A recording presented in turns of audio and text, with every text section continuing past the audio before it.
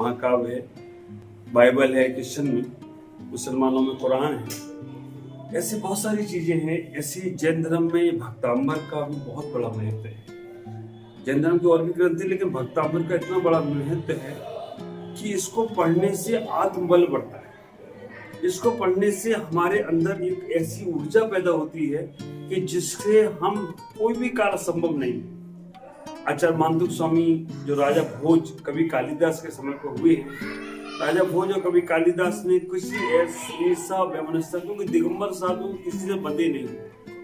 पूरे विश्व में केवल एक ही ऐसा संत है जिन पर कोई टैक्स नहीं लगता, क्योंकि उनके पास कुछ है ही नहीं। पहनने को कपड़े नहीं है, ओढ़ने को घर रहने को घर नहीं है। मेरे तरुण सागर जी ने कहा था, जिनके सर पे छत्र, जिनके पैर में बाटा नहीं, सर पे छाता नहीं, उसे दिगंबर संत कहते हैं। जिन्हें नाई की जरूरत नहीं, धोबी की जरूरत नहीं, फिर भी सबको धोता है, उसे जैन संत कहते हैं। हमारे ये बाल भी है ना, अपने हाथ से ही निकालते हैं। इसको कभी हम देखो ये निकाल 6 महीने में एक साल 4 महीने में बाल पूरा आराम से घास फूस की तरह निकल जाती है, सारे के सारे। दाढ़ी के मूंछ के बाल भी ऐसे निकालते हैं, ये सब निकलते हैं। तो केश स्लोज है, हमें किसी नाई की जरूरत नहीं है, किसी धोबी की जरूरत नहीं है, इसलिए हम सबको धोते रहते हैं।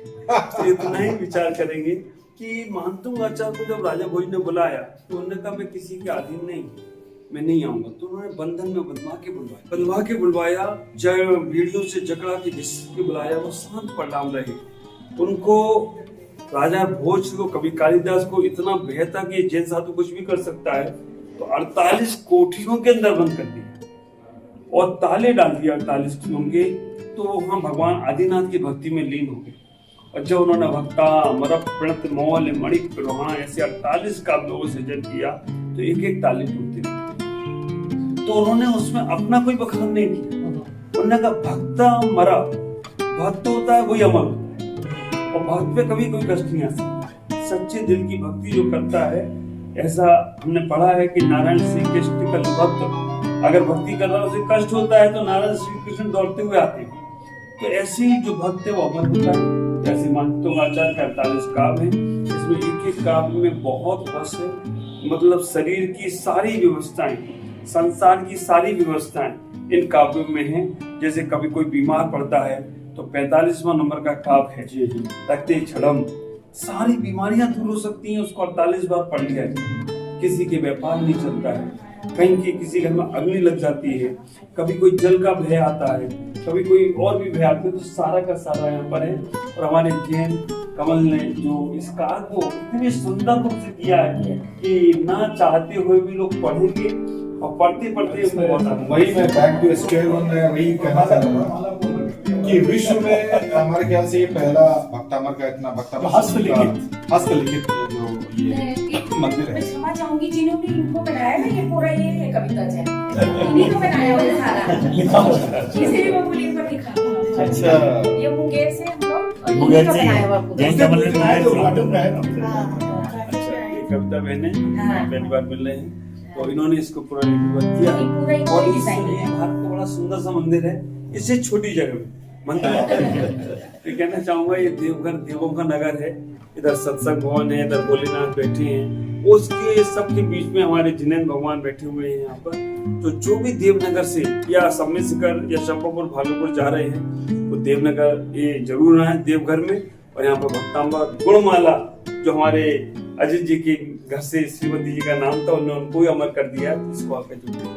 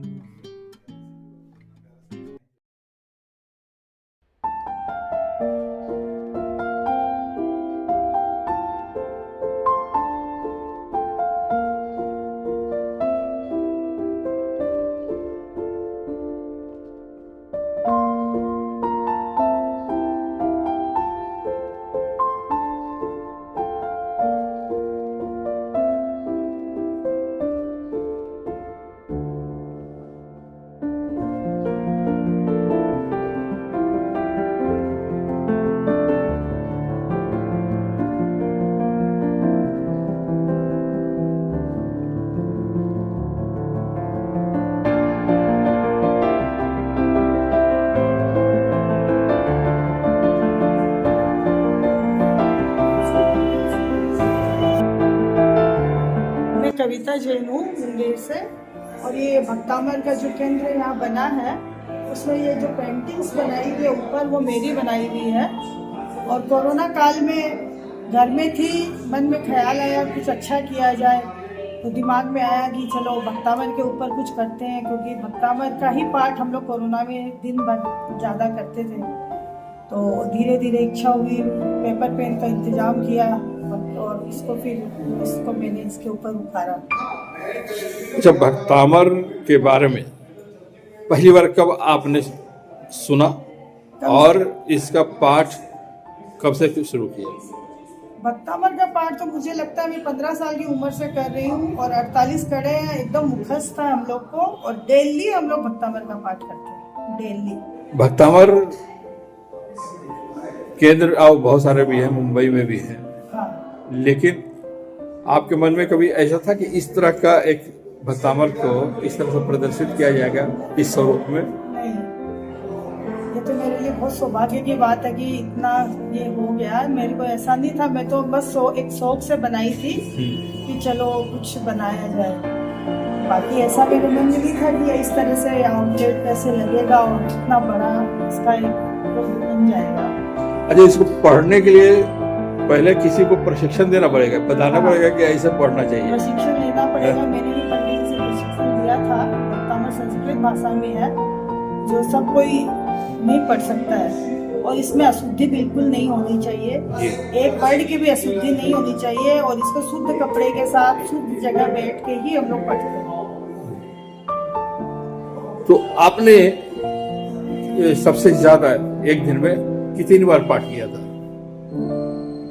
कभी कभी 3 बार, कभी 4 बार भी हो जाता, कभी ऐसे डेली तो एक ही बार करते हैं। अच्छा, आप करते हैं? अपने हाँ। बच्चों को भी आपने प्रेरित किया है कि पढ़े? हाँ, भक्तामर का पाठ ऐसा है कि जैन धर्म में मुझे लगता है कि 80-90% लोग रोज पाठ करते हैं इसका, और सभी कोई करते हैं।